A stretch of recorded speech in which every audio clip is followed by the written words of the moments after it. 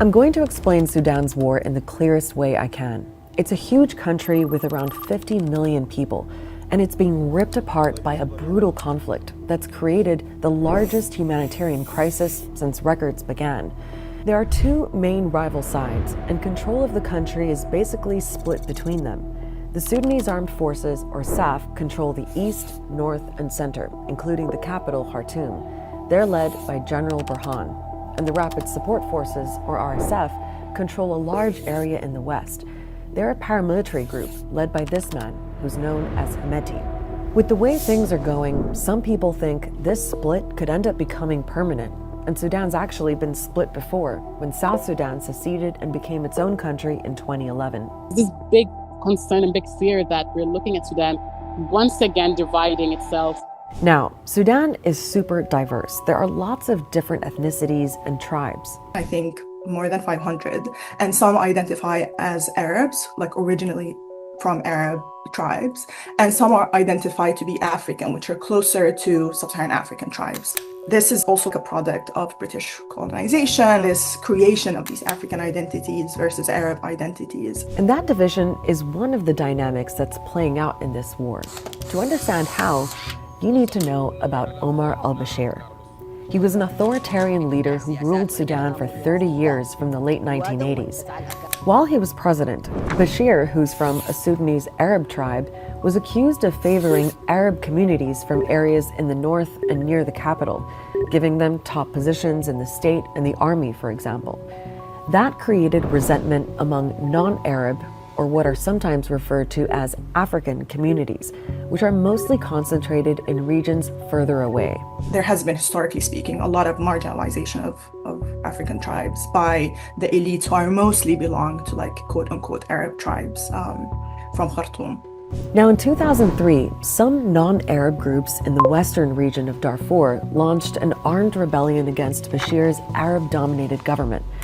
Bashir responded by funding militias from Arab communities in Darfur to fight the rebels. Those militias were known as the Janjaweed. Side note, the Arab communities that the Janjaweed came from were predominantly nomadic herders, whereas non-Arab groups in Darfur were typically settled farmers.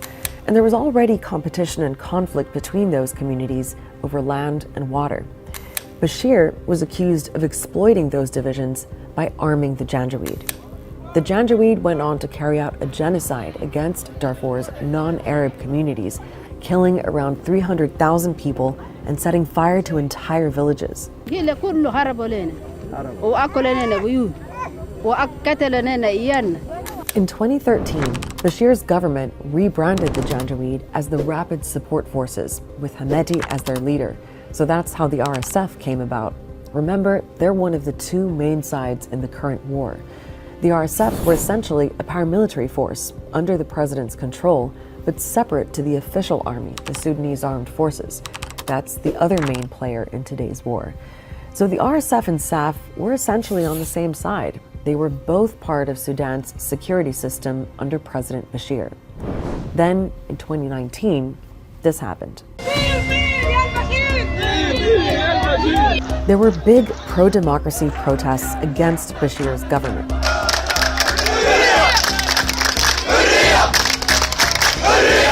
Within a few months, the army and the RSF turned on Bashir and removed him from power. It was a huge moment in Sudan. It's like a football match. We're trying to get up high to show you exactly how many people are here. It's completely extraordinary. After Bashir was gone, there was a tense transitional period when power was supposed to be shared between representatives of the protesters who wanted a civilian-led democratic government and the military leadership, which had Burhan at the top and Hemeti as number two.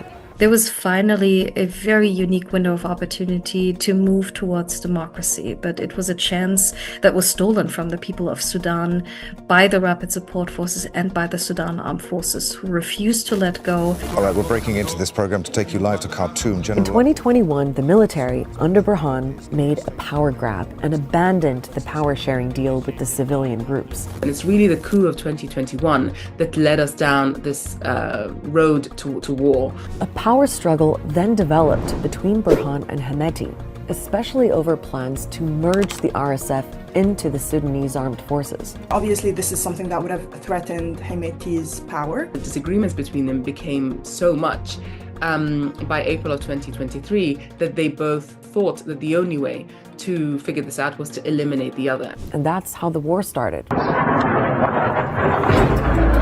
First in Khartoum, then spilling into other parts of the country. Tens of thousands of people have been killed and more than 12 million people have been displaced. Both sides have targeted civilians. Sexual violence is being used as a weapon of war. There have been outbreaks of famine, and nowhere near enough aid is getting in. This war has just brought nothing but heartbreak, nothing but loss, nothing but, death. It's been especially violent in Darfur and areas of Western Sudan, where the RSF has been trying to consolidate its power. It now controls the whole of Darfur and has been pushing east. There have been intense battles between SAF and the RSF in North and West Kordofan. And as the RSF has taken more and more territory, we've seen a horrific pattern of atrocities carried out by its fighters. The RSF have cut off food and water supplies to cities, trapping thousands of people. There have been massacres of non-Arab communities in places like El Geneina, where the UN says up to 15,000 people were killed. And more recently, we've seen targeted killings in Al-Fashir. RSF fighters have even been posting videos of their killings online. So I'm in a bus station turned into a displacement camp for people coming from Al-Fashir. Just like one horror story after another, one depressing story after another. القتل فيه الجثث فيه لانه بتلقى جثث واقع جثث بتاعت ناس جثث بتاعت اطفال ملابس بتاعت ناس مدغولات مستندات بتاعت ناس مدغوله في الشارع يعني الشارع والله تقدر تقول زي الافلام المخيفه دي يعني. And remember, the RSF emerged from the Janjaweed, the group that committed genocide against the same tribes in the same region 2 decades ago.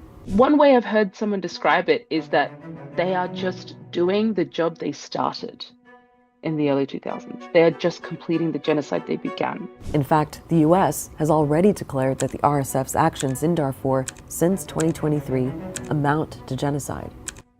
Now, after those videos emerged of RSF fighters executing people in Al-Fashir, the RSF leader Hemeti said there would be an investigation, and one commander was arrested. But many analysts see it as a PR stunt. A form of twisted accountability, performative accountability, where one commander is essentially arrested, but the thousands of militiamen that were involved in the onslaught on Al-Fashir essentially walk away scot-free. I don't think anyone sees any credible pathway to accountability through the RSF.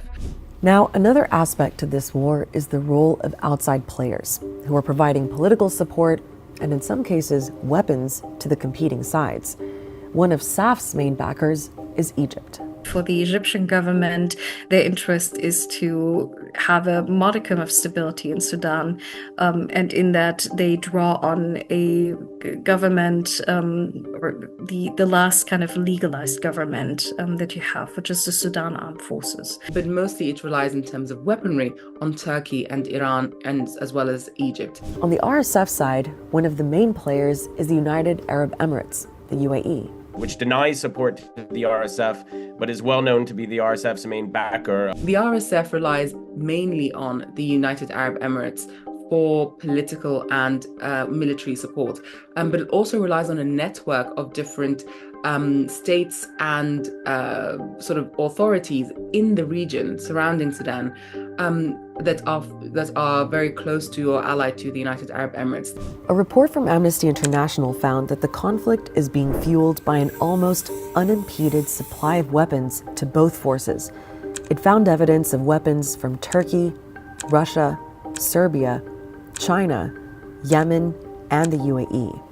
Keep in mind, there is supposed to be an international ban on sending weapons and ammunition to Darfur because a UN arms embargo has been in place since 2004.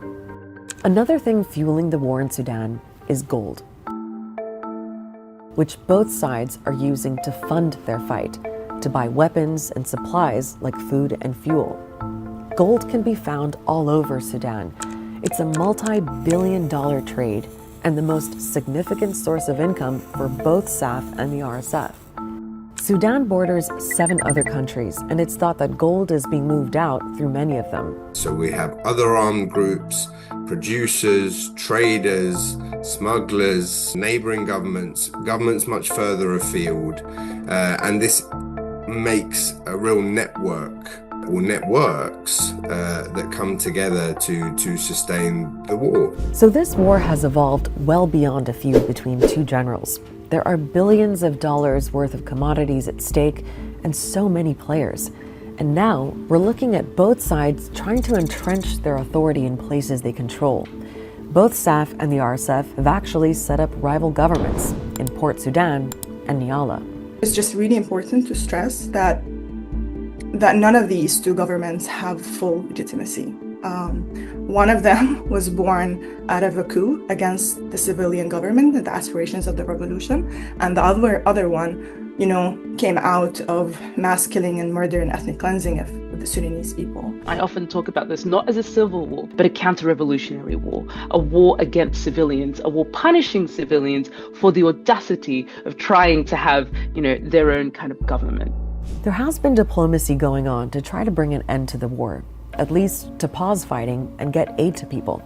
That's been led by a group of countries known as the Quad, the US, Egypt, Saudi Arabia, and the UAE. But attempts to reach a diplomatic solution so far haven't succeeded. There are talks of a peace agreement between the army and the RSF, but when you look at the time that this mediation comes and you look at the map, if such mediation or if such a peace materializes, then the RSF is not going to want to give up its area of control. If you already have power, why share it with someone else?